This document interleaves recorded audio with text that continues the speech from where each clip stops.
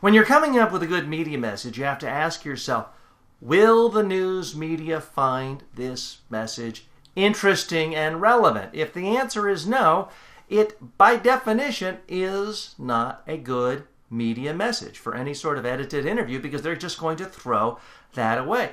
This is a fundamental fact that a lot of people just don't realize. They think they can say, well, our marketing department 6 months ago came up with a research study that said safety is our number one message. Well, if the issue of the day is that there was an explosion at your plant and several people are injured and 2 may be killed, you cannot just come out at a press conference or an interview and just say, safety is our number one concern. So reporters are going to say that is complete baloney.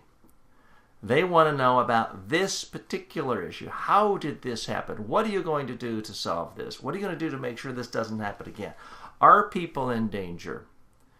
So you cannot try to shoehorn some message into an interview, into an edited media interview, if you know a reporter is going to find that idea, that message, uninteresting.